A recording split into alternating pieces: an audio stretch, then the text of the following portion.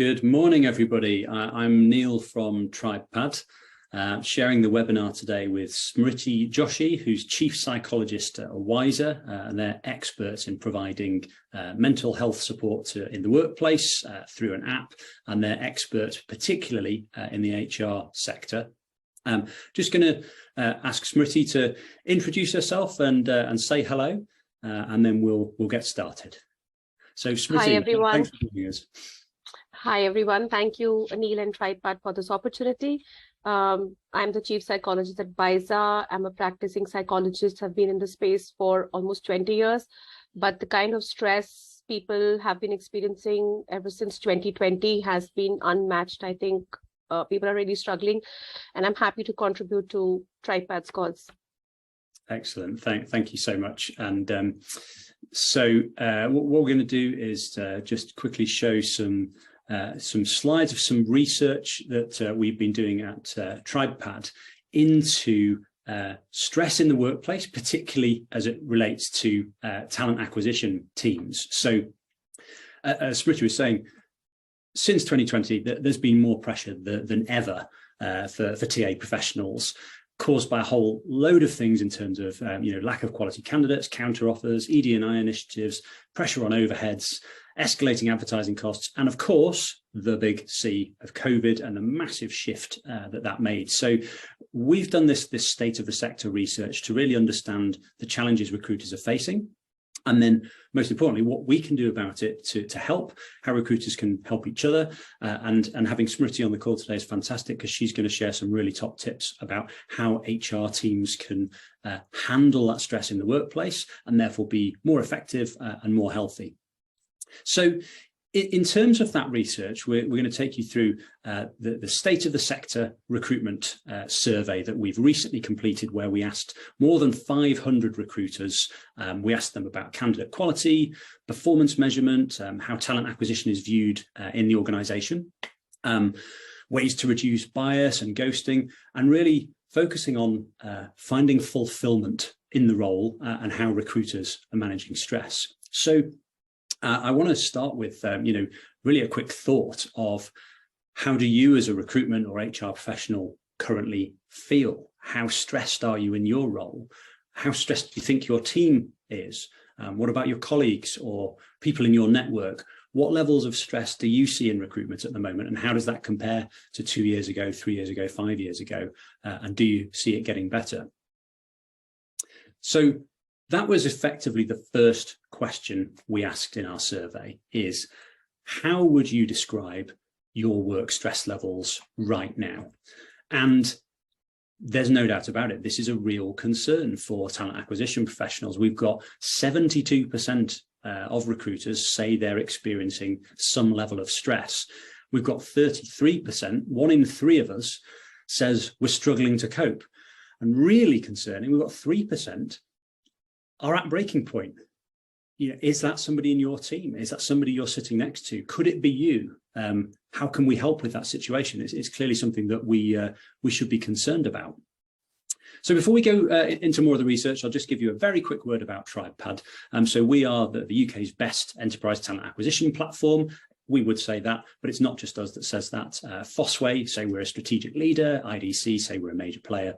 So we sort of know what we're talking about. And basically what we do is we provide the ability to advertise a role, screen candidates, conduct video interviews, offer contracts, onboarding and welcome through our talent acquisition platform. So if you want to apply for a job at more than 100 of the UK's best known organisations, you use Tribepad, whether that's Director General of the BBC, store assistant in Tesco, vicar in the Church of England, or a healthcare worker at Bupa. And just to give you an example, we recently went live with Greggs. They're now rolling our software out to more than 3,000 stores to help them recruit people into their stores. Our software is used by more than 25 million people globally, and it's in 16 different languages. A really key part of the platform is our partner ecosystem. And this is where we have more than 80 different integrations to recruitment marketing solutions, technical and aptitude and language assessments, background checks, ED&I tools, reporting platforms, and of course, HR and payroll systems so that you can onboard your new starters. But we're not just for those large organizations of those logos you recognize. Lots and lots of the organizations we work with from all kinds of sizes, from sort of 200 employees upwards. And we've just launched a new product called Tribepad Grow, which is aimed at those organizations who are growing from 200 to 500 to 700 staff. Gives you all the tools you need, really simple, complete solution to make your recruiting fairer, effective, and more cost efficient. Anyway, enough of the sales spiel. Let's get back to the research, which is why we're here today. So, reminder of the stress levels that your colleagues report that they're experiencing. So there's various different causes for this. Some of these are a mixture of internal factors and external factors. So when we look at the internal factors, the biggest single cause reported is not having enough staff in my team. And that is an expression of the workload is too high. This is where the stress is coming from. A lack of talent applying for roles. So therefore, I'm finding it really hard to get the right people into the business. And there is pressure to recruit the right people from hiring managers, an internal factor of, I can't fulfill this healthcare shift. I have to close this store. I can't complete this piece of work because I haven't got somebody in the job, and therefore the pressure comes back to recruiters. And so it's a really hard job to be in recruitment right now, because the business performance is really close to linked to the staffing levels of the business in almost all organizations. Well, one quick example is we work with Well Pharmacy, who, during COVID, of course, there's one on every high street in the country, absolutely critical resource for people needing their prescriptions. Prior to working with Tribepad, they were receiving about 1,000 applications per week, and they were struggling to fulfill the shifts they needed to keep their stores open. Since moving to Tribepad, they're now getting more than 4,000 applications a week.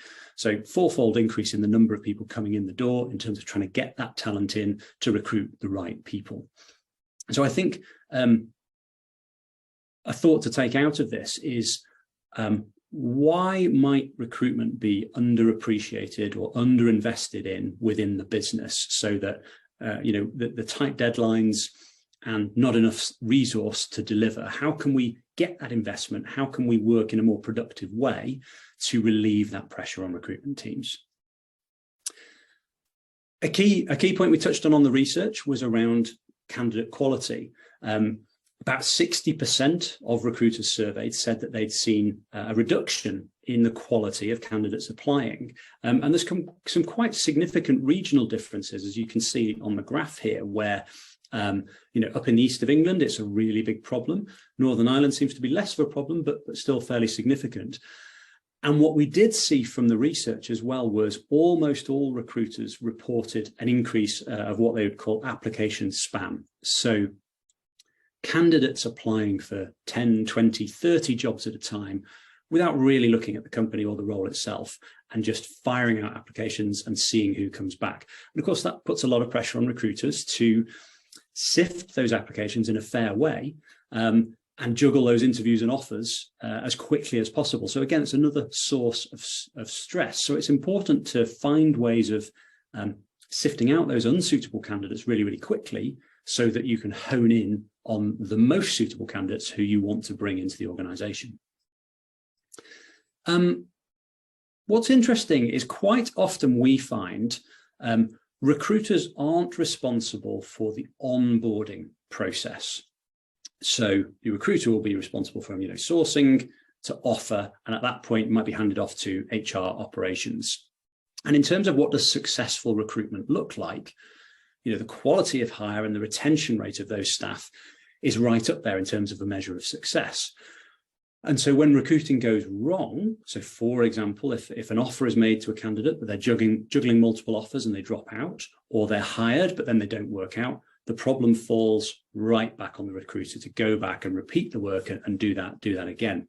So there's an interesting challenge there for recruiters of understanding a really critical process from offer to onboarding to early life, which you may not be directly responsible for, but you certainly have to pick up the pieces when that piece goes wrong.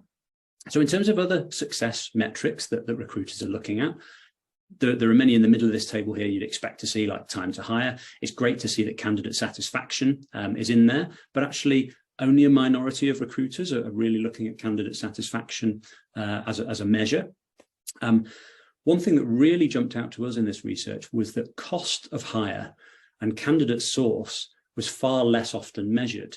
And our wonder here is whether this plays back to this link between underinvestment in recruitment and perhaps underappreciation from senior management, is perhaps as recruiters, we're not being as financially literate as other departments, and we're not explaining the return on investment of an extra head in the team, an investment in technology, a change in process, and how this would translate into cost of hire for the business and link to profitability for, you know, a store that can't open, a healthcare shift that can't be fulfilled, or some other metric. We then moved on to asking candidates about ghosting. We ran a report last year, our End Ghosting report, and this was really a call to arms for recruiters to help reduce the impact on candidate mental health of applying for a role and then just disappearing into a black hole. We know this is really, really stressful for candidates and not good for business either, because they go away with negative perceptions about the business. The great news here is a year on, more than 3/4 of recruiters say that actually reducing or getting rid of ghosting is a priority, which is fantastic news. And in terms of what's causing that ghosting, people are seeing it as being in some times the process, the technology, other times agencies, other time hiring manager. But quite often it's that time pressure, again, comes back to the stress levels in our survey.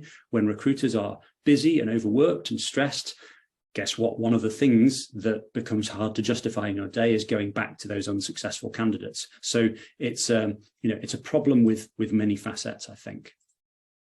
Just coming towards the end of the survey and the research now, before I hand over to Smriti and some ideas of what to do about this.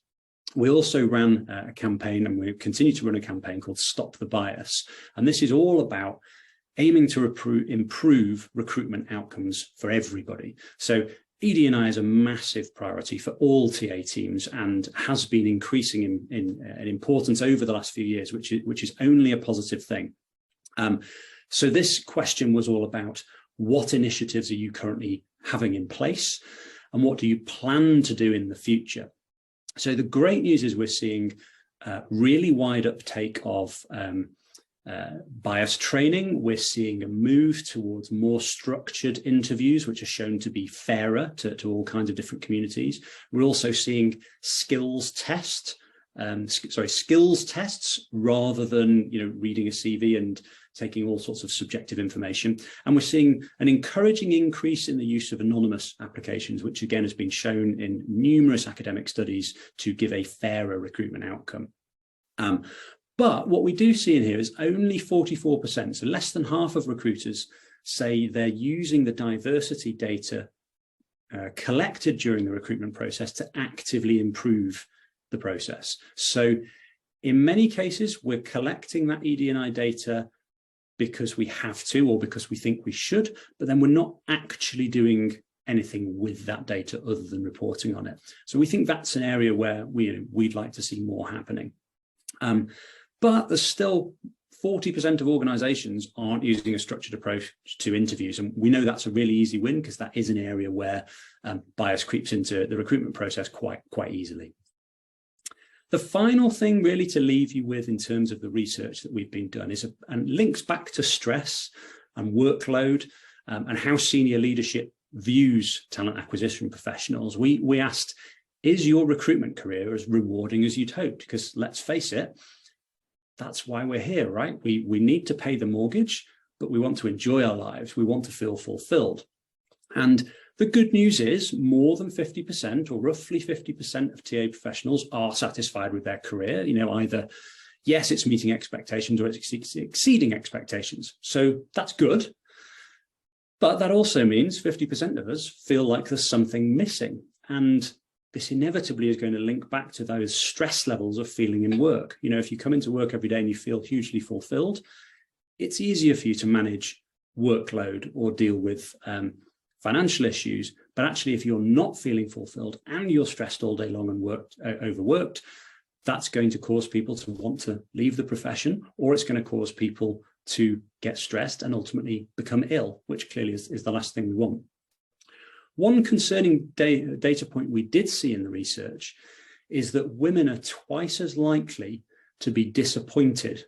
So only 11% overall, but when we looked at a gender split, women were twice as likely as men to be disappointed with their career progression. I think that would be an interesting area to dig into to find out why is that, and what can we do to improve satisfaction in talent acquisition as a career. It'll also be really interesting to compare it to other careers to see, are we in the recruitment business happier or less happy than our colleagues elsewhere in the business? So just to conclude before I hand over to Smriti, it's fair to say, look, everybody's maxed out. Recruitment is busier than ever and people are getting stressed. It doesn't look like it's going to improve in the near term. The population is becoming older. There's very low unemployment, and therefore, generally speaking, there aren't enough working people in the market to fulfill all the jobs we have. So that war for talent, the competition, the pressure isn't going away anywhere soon. So prioritizing your well-being and making sure you're fit to do your role and you're fit to support your teams feels like priority number one. I think secondly, there is technology there that can help increase your volume of applications, find the right people, take the administration away from your day-to-day so that you can focus on the more fulfilling elements of the job where only 50% of us are feeling fulfilled. And that technology can allow you to focus on more proactive work, building hiring management engagement, coming up with a workforce plan that looks forward, so recruitment is proactive rather than reactive, sourcing, building up those pipelines, and then using the data to deliver iterative improvements, improve candidate satisfaction, improve retention rates, and ultimately add value to your CV and you to be able to show the positive differences that you're making to the business. And I think that's the final point really, is with good data literacy and understanding of what you're delivering, how you're performing, sharing that data and demonstrating the value to senior stakeholders, we think that is the key to having a better relationship with senior leaders, better understanding of the pressure you're under, unlocking resource in terms of people, funding for technology, and therefore that links all the way back to stress as well in terms of being fulfilled and not feeling reactive and stressed day to day. So at this point, I'd be really happy to take any questions. Also, love to introduce Smriti from Wysa, who's going to pick up at this point. So if there's any questions, we'll take them now. If not, we can save those questions up to the end when we've heard from Smriti about some steps that you can take as an HR professional to help reduce your stress and workload. So Smriti, over to you. I'll just share my screen. Am I audible? You are. I can hear you fine. Thank you. And is my screen visible as well? It is, yeah. Okay, Great. So I would first like to thank you, Neil, for that very insightful presentation. And I think something that stood out for me was the numbers that you shared about the level of stress in people, and that almost 3%, which may sound small, but if 3% of people are feeling on the brink of a breakdown because of stress, that definitely is like a red flag and warrants attention from everyone, each one of us, for ourselves, for our colleagues. And I think in our discussion today, in my presentation today, we will be looking at not just ways to manage one's own stress, but also how to look out for signs in your team and your colleagues to see if they're experiencing crisis and what you could do to help them as well. We've already been into the presentation for 15-20 minutes, this webinar. So let's just do the small grounding technique. It's based on, the research says that when we use all of our senses together, we bring them all into action together, then we are in the here and now. We are present and we are attending to whatever is then being communicated. We have our focus right there. So I would just ask everybody here to kind of not necessarily close your eyes, but just be in a relaxed position wherever you are. If you're sitting, if you're standing, you could just start by taking a deep breath, very slowly inhaling from your nose, and then gently letting that breath out from your mouth, as if you were blowing a candle, like letting a sigh out, you know, very gently. Maybe we could do it twice.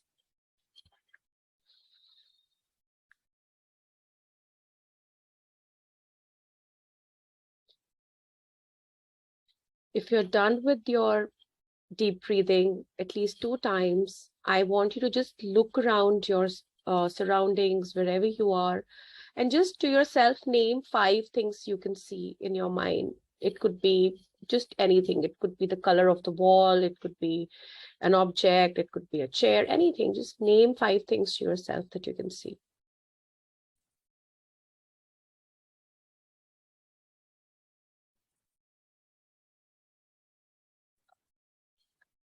Now, can you touch 4 things around you? It could be a pen, paper, your device, your chair, the seat, anything.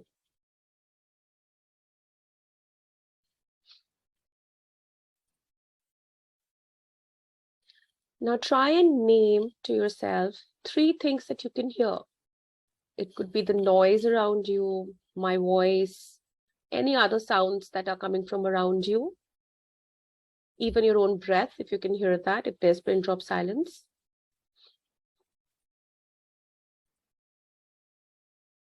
Now, are there any 2 things that you can smell? Can you name it to yourself? It could be your perfume, it could be the air freshener, anything around you that you can smell. Just name it to yourself.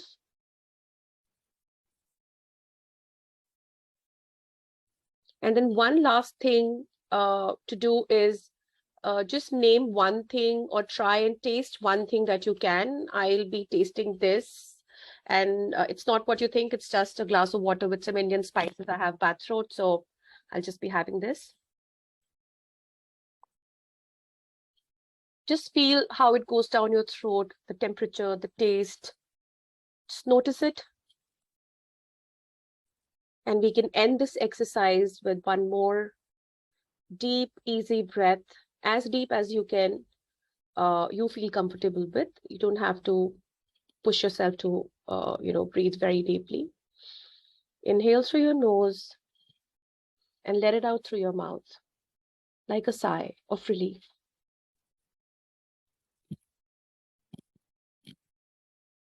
I hope everybody's done with it. Usually we do these exercises, specifically this one, when somebody's really overwhelmed or somebody's trying hard to focus and there's a lot of stimulus from everywhere. One is feeling really stressed. Getting your senses to focus like this and deep breathing helps being more aware, being more present, being more mindful.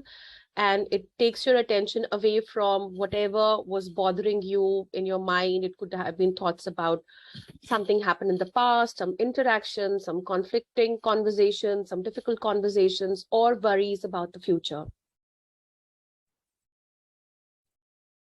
So what are we going to talk about in this session? We are going to talk about what makes HR leaders or HR professionals prone to burnout.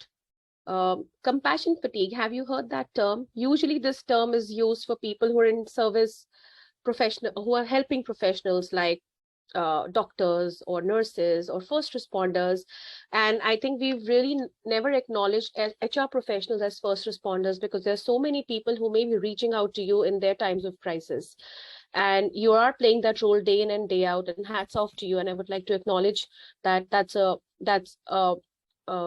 very difficult task to do, to be there for your colleagues, to listen to them, to help them, and sometimes not being able to help them and managing your own feelings around that. And then some helpful strategies to help you manage the stress better, to help you deal with your compassion fatigue, to help you manage the burnout better. So Hans Sell, the founder of stress theory says that it's not the stress that kills us, it's often our reaction to it.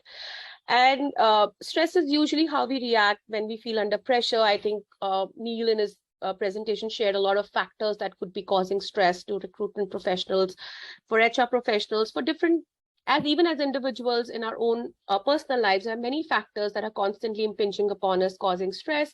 And a little bit of stress is actually helpful because it propels us into action. It helps us take productive action. And it's called eustress. It helps us problem solve, and it helps us take the next step that's needed to get closer to our goals, to accomplish our goals. However, when that stress becomes so big, like in the data we saw that there were 3% of people on the brink of a breakdown, or there were 33% of people who were experiencing stress nearly every day. Now that warrants our attention.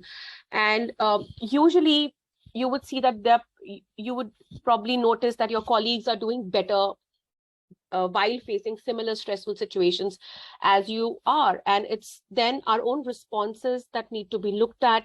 It's about how we think about a particular trigger, how we kind of have thoughts around our own abilities in being able to manage that particular situation, whether we are criticizing ourselves, whether we are judging ourselves for not being able to manage it better, even if that situation is out of control. For example, you would be hiring you have selected a particular professional and you really like them and you want them to join your team, but they get a better offer elsewhere and they leave. Now that's something beyond your control, and you did all that you could to get that finalized recruitment for your organization and for that particular person, but they decided to go elsewhere.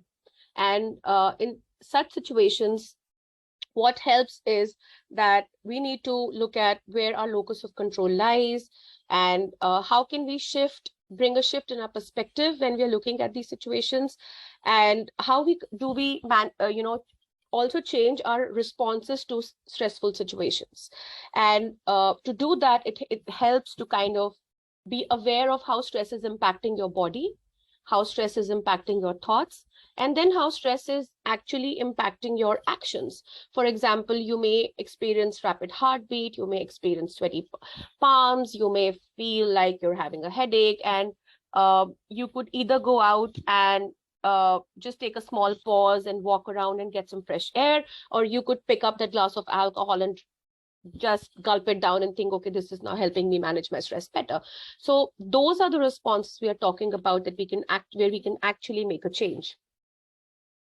So what is compassion fatigue? It is a state experienced by those helping professionals, helping people in distress. It's an extreme state of tension and preoccupation with the suffering of those being helped, to the degree that it can create secondary traumatic stress to the helper. Now, this is a definition which is often used for people, like I said, in helping professionals. It could be the firefighters, it could be policemen, it could be the army, it could be doctors, nurses. How is it applicable to you? And we'll just come to it in a while. And please feel free to put in your responses in the chat as well. I mean, your thoughts would be really helpful in making this session an interactive one.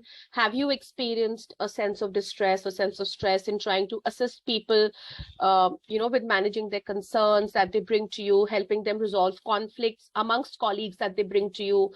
There is a layoff announced and they're coming to you with their stories around how this job is so important to them, and there's little probably that you could do to help them in those situations.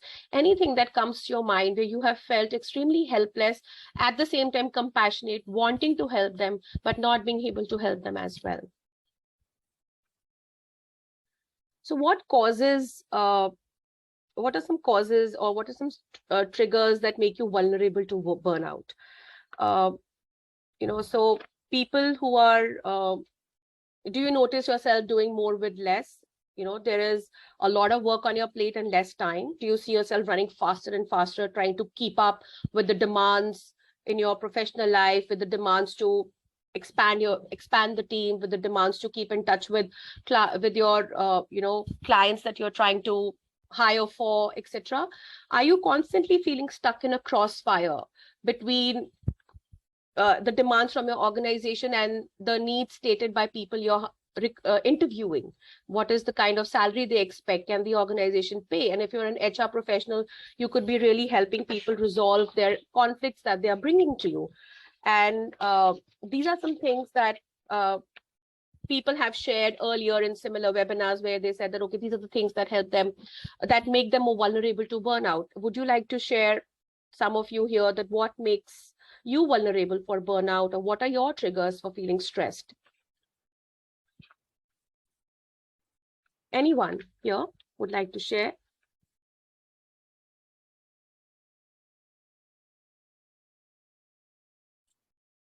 Okay.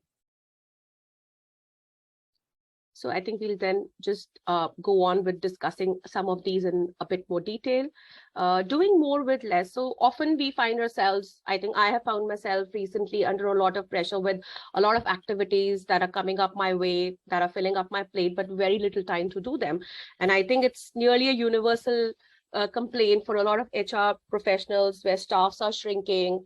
And I think Neil did mention that is one of the triggers where you don't have many people in your team who you can share your workload with, or delegate the tasks to, and plan for the unplanned things. How do you do that? There are some things which just come up in the middle of the day for you. So what are some things that you could do to manage your doing more with less kind of triggers? You could probably block. What helps me sometimes is that I just block a chunk of my time and I put it up on my calendar as focus time, where I look at all those things that are absolute priority. And it also helps to keep some time blocked for unplanned activities that may come up. When you're experienced, you would have noticed that some tasks come up at a certain time of the day from certain requests that are coming up from certain colleagues. So you could always have a chunk of that time blocked for those unplanned tasks as well.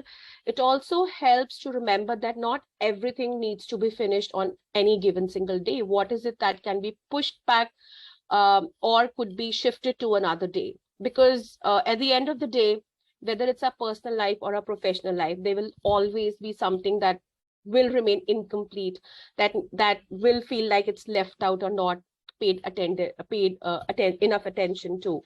Then the next thing is running faster and faster. Another source of stress that people often experience is the pressure to keep up in a field that seems to be changing at the speed of the light. And you have to keep yourself updated with technical knowledge, say around people you're interviewing. You need to ask relevant questions, frame relevant questions, be able to evaluate them on various metrics. And often what can come up is also when you're addressing their concerns that they are bringing in to you as an HR professional, there could be a lot of self-sabotaging thoughts that may come up. Would I be able to assist this person? Would I be able to make the right choice when I'm doing an evaluation for hiring? And maybe you would need to do some courses to keep up with learning new technologies around hiring or managing people, managing teams better. And often that can trigger a lot of fear. And there would be, also thoughts around, am I replaceable? Would somebody else be then brought into who's more knowledgeable, more equipped to handle these kind of concerns? And you will find yourself in a loop, in a rat race, where you're constantly trying to keep up with new knowledge, new skills, etc. And often that triggers a lot of fear and worry in people. And one way to address that is to look at it as an opportunity to learn and grow. So whatever you learn today as a part of your role in any given organization at any given point in time, it will always stay with you as your with you, and that can always be applicable in any other place where you will be tomorrow, later. So welcome change as an opportunity to learn and grow. Make conscious effort to watch your thought patterns. Stay alert for the kind of thoughts that seem self-depreciating, self-judgmental. I'm not good enough. I'm not helping my organization enough. I'm not capable of this position I'm in. Because these are the kind of thoughts that would push you away from any opportunities that are knocking at your door that could help you, in fact, become better with whatever you are doing in your organization, right? And being stuck in crossfire has been stated as a huge trigger for a lot of people that I have worked with in various workplaces. It is very hard when in your own organization, you're trying to help two colleagues resolve a conflict. And it is because of the role you are in. And often people who are in these roles are very empathetic, very sensitive. That is why they're driven towards the kind of roles that they take in HR. And each employee that would come in could bring in different stories, and you don't know who to trust, you don't know who to go with.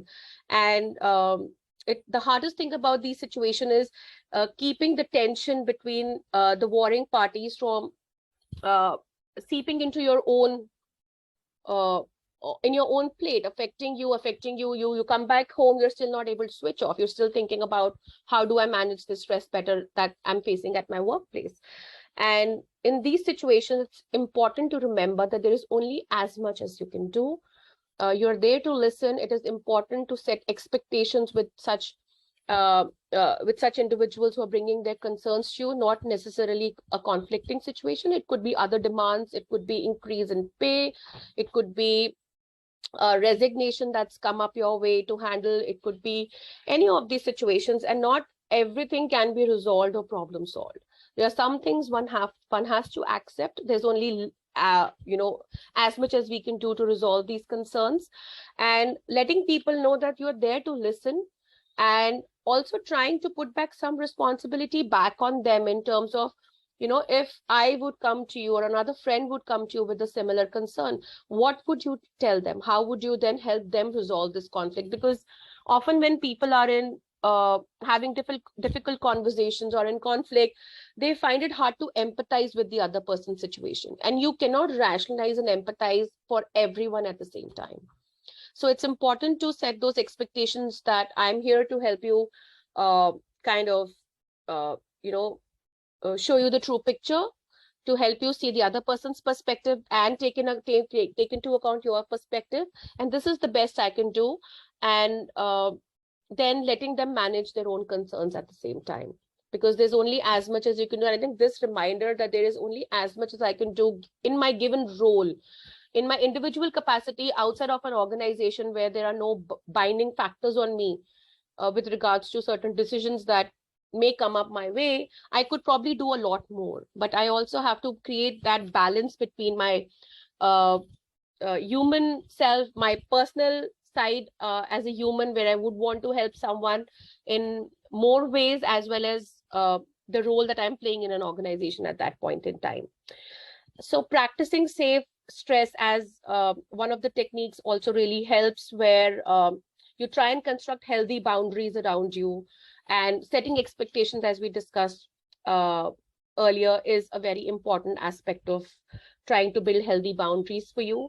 Healthy boundaries also mean how much work are you allowing on your plate on a daily basis, not pressurizing yourself to take on too much. Are you able to say no at work? What are some factors that are preventing you from saying no at work? So these are some questions that you have to reflect on any given day when you're feeling very stressed at work. Offer listening, and also shift responsibility on the employee's problem back onto the employee, so they can also brainstorm, given they know their context much better than you do.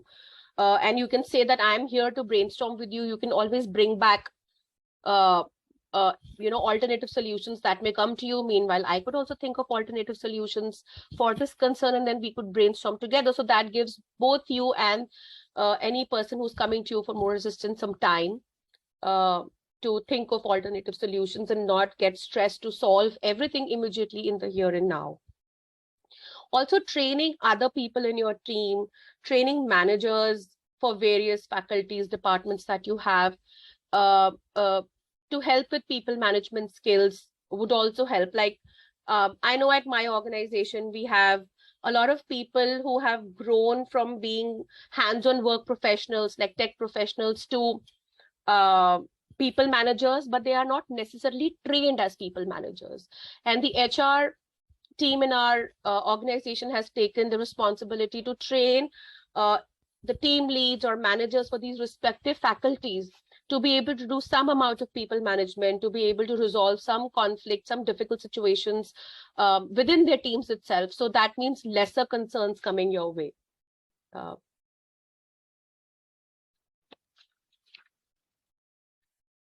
So what are some symptoms that you may notice when you're feeling stressed? Sorry.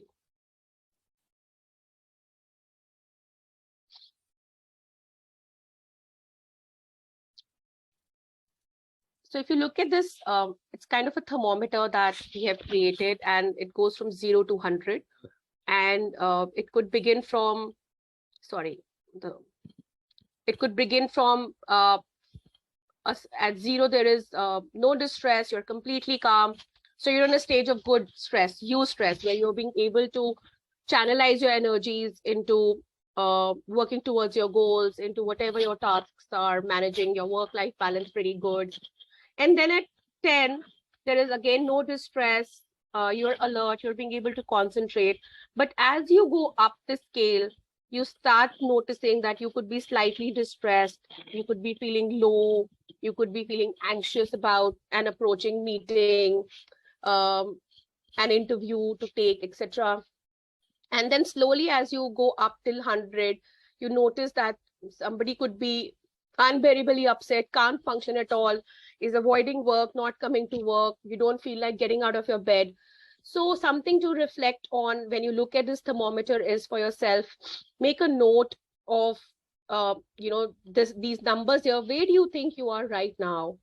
What is that number where you would like to call for action for yourself? What do you think warrants attention? Where is it that you think we should bring in some strategies? Is it at 20? Is it at 40, 50?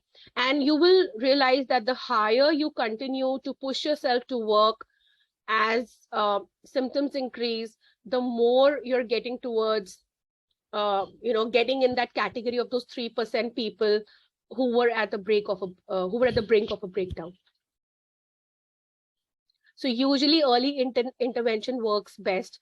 If you notice yourself maybe at a phase, maybe at 20, where you are slightly distressed, you're noticing some low mood or anxious, it's helpful to take a pause and reflect. Now, this is a place between, say, 20 to 40, I would say, is a place where you could manage things yourself if you're able to take a pause, if you're able to self-reflect, make notes of how am I experiencing stress, what are my triggers. It will be more manageable at this particular point. You could use a lot of self-care strategies, something like the grounding technique we did in the beginning, and something else that we would do at the end of the session, a mindfulness breathing technique that could help you manage, self-manage here. You could reach out for help, you could delegate tasks. And as you go up the scale, as the distress increases, you may need more support in terms of reaching out to a professional, reaching out to an EAP provider, etc. at your organization. So what, caring for toxic handlers within human resources. So why we label it as toxin handlers is because there's a lot of what we spoke about earlier, a lot of toxic conversations that may be happening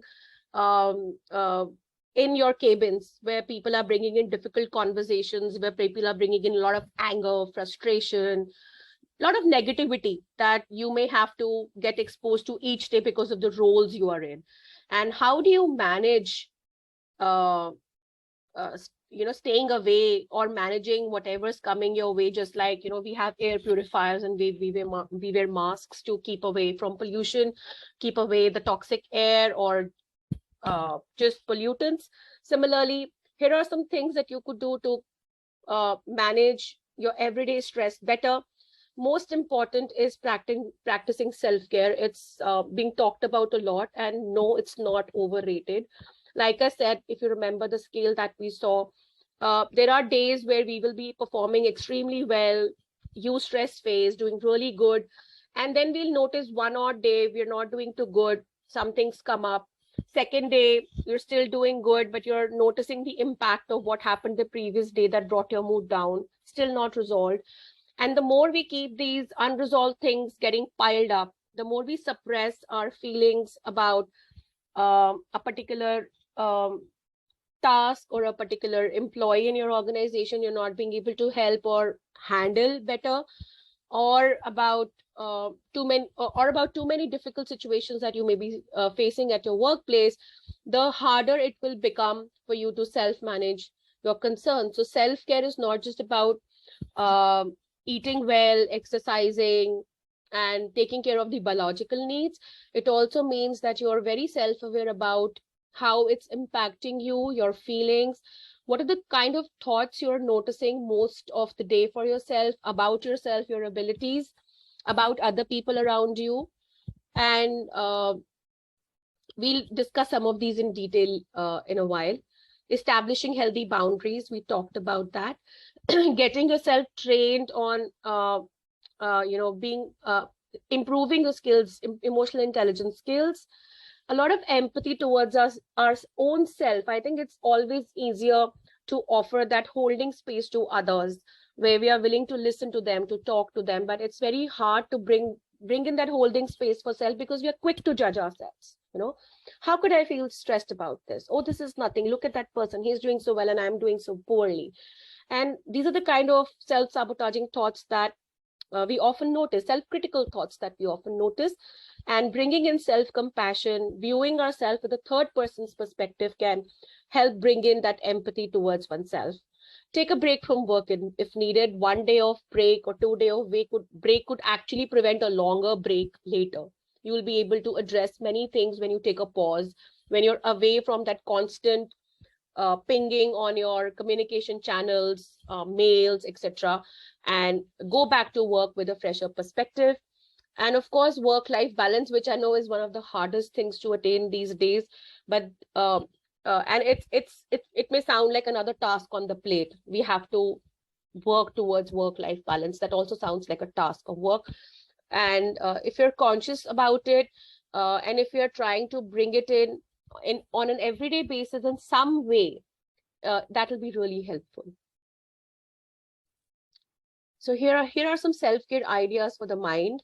You could start a compliments file on days you're feeling really low and you notice that self-critical jack-in-the-box popping up and saying all sort of nasty things to yourself. You could just look at all the great things people have told you about your work, about you as a person, about you as a colleague, and it really helps to kind of boost your morale on such days. Meditation, unplug for an hour. So the break from work does not have to be for even a day. It could be even an hour on any given day, even 30 minutes. Or in between your work, they can really help. A small power nap, a walk outside, if it's good outside your office space. Then self-care ideas for body, deep breathing, healthy food, exercises, and most importantly, being aware of how all of this is impacting sleep, because the more sleep deficiency starts happening, sleep deficit happens, it will impact your next day, which will make it even difficult for you to problem solve, focus at work, which could lead to then other issues, and then that stress keeps building up. So focusing on ensuring that you are eating healthy, at least 2 good, healthy, balanced meals in a day, and staying hydrated, and trying to have naps to make up for any sleep deficits, that would be really helpful. And then have a purpose beyond work for yourself. Often we get so immersed in our identities as professionals, as the roles we carry, we forget that we have a life beyond work. We have an identity beyond our workspace. We are not that HR leader, director, recruiting professional all the time. So what are some other things which help me feel that sense of fulfillment, that like Neil was mentioning, that there are people who are not feeling fulfilled at work? It's because probably we're just identifying ourselves in that role as a professional all the time. But we step out of that role the minute we leave office. And then we are someone else. We are our own self. And then what is it that was bringing me that sense of fulfillment, even when I did not enter this role, when I was a student, when I was a young person? What were some things? It could be sports, it could be arts, it could be volunteering work, etc. It could be simply spending time reading, listening to your favorite music, all those things that are outside of work. And remember that your work doesn't define you completely. It's just one aspect of your life. So now we come to a part where we will talk about some warning signs of crisis. I should have termed it as crisis and not just suicidal ideation. But usually a crisis is, or a point of for a breakdown is also where a lot of people express feeling hopeless, helpless, purposeless, wanting to die. And as colleagues, as individuals, we feel if we make a conversation at this point in time, if we check in with people at this point in time, how are you feeling about your life? Do you feel it's worth living? Are you considering doing something terrible to yourself? If we have these conversations, it may trigger them further. And that's a myth. In fact, if at this point we make an intervention, and that intervention doesn't have to be, you can't be their therapist. You don't have to be a therapist to them. You just have to make that conversation. Just check in with them about how they are doing, and if they need more support, guide them to professional help.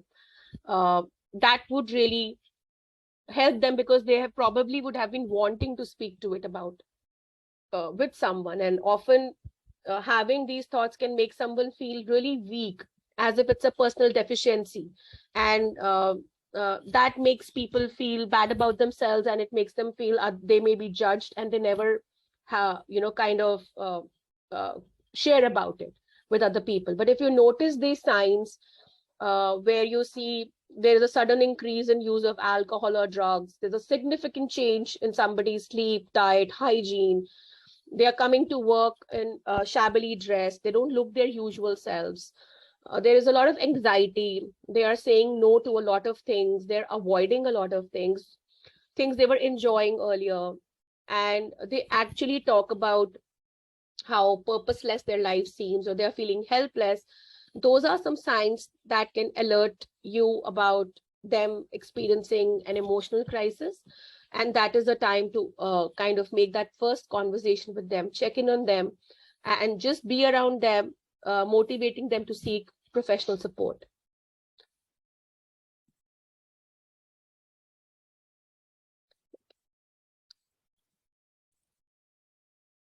So how can you help employees who are in crisis? Research has shown that a threat of suicidal risk reduces as the person begins to talk about it. And when the person talks about these thoughts, the loneliness and the fear around judgment slightly subsides. They feel supported. They know there's a support team that they have. And here are some action you can take if you believe somebody is at risk for suicide. You can ask directly or indirectly. There is no evidence which shows that when people have been checked in directly with questions like, are you thinking of suicide, if that leads to triggering these individuals further. That doesn't happen. Listen to them with compassion and empathy. Try not leave them alone. Alert any family members if you know, so that they can keep them safe at home. Connect with them to any resources, an EAP, a psychologist, signpost them, check in with them again, follow up if they have reached out to the professional you signposted them to.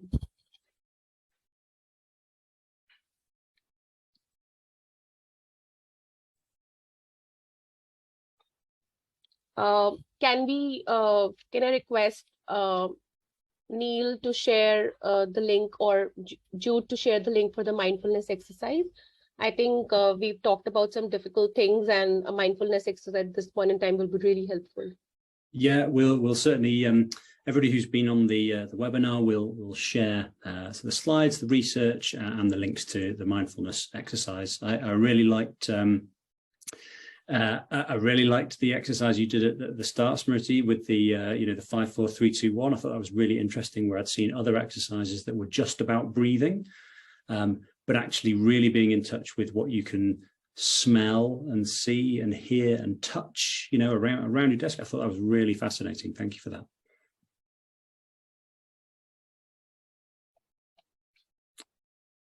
So are we moving to any questions at this point? We have had a couple of questions that have come in specifically for you, Smriti. So one was around, do you see any differences in stress levels between different kind of employees? I know we've talked today about HR professionals and that link to compassion fatigue. Does it correlate to other kinds of professions outside of recruitment, do you think, and HR? So anybody who is managing a team, probably compassion fatigue specifically could be seen in people who are managing teams who are looking after other people in the organization. It could be managing, it could be a tech team leader, it could be a HR leader, it could be like in our organization, we have content team. So it could be the content team leader. It could probably people who are responsible for the well-being of other people in their team. So even though I'm not an HR professional, but I am the one responsible for the kind of workload my team has, and that could be impacting their well-being, or the kind of feedback that I provide, which could impact their sense of self, their own judgment about their ability. So how am I providing that feedback? Is it with a radical candor? Is it being too harsh? So all of this can then impact the person who is delivering the feedback or delegating the tasks, etc. So they could also experience a lot of stress and compassion fatigue if they are trying to, again, like we talked about the balance, if they're trying to think only about, I don't have to make this person feel bad, and I have to constantly try to ensure that they are pleased as my team member, that could probably lead to compassion fatigue. Okay. So Sarah has shared a link in the chat. It's this exercise that we wanted the participants to do. It's live. So we could all do this together if we click on the link. Okay, that's great. I think we've got time for one more question, Sure. which we had a question come in that says, do we, sorry, I'm just reading it again. What do you see as being sort of best practice that you've seen from any particular organisation? So I guess sort of phrasing that slightly differently, have you got sort of an example of organisations who you think are taking a really good approach to mental health, who are seeing good outcomes in the workplace? Yeah, so we have some partners who are doing really good work in this space. And what I have realized is this: for example, we are a provider, and any organization can come and say, hey, we need your app, and we need the kind of campaigns you do to help support our employees. But unless the leaders in the organization champion that cause themselves, it doesn't lead to as much engagement with any kind of mental health service is then provided for that particular organization, whether it's EAP, whether it's a digital mental health tool. So we have a partner, an organization who's actually put standees in their office at various places that talks about what Wysa does, what Wysa is, how it helps individuals with various needs across the spectrum, whether it's self-help, whether it's professional help. And they regularly hold webinars with experts coming in from Wysa talking about various concerns that may be coming up in our analytics. For example, it could be workplace stress, it could be relationships, it could be managing feelings and expectations of people who are always pressured to achieve.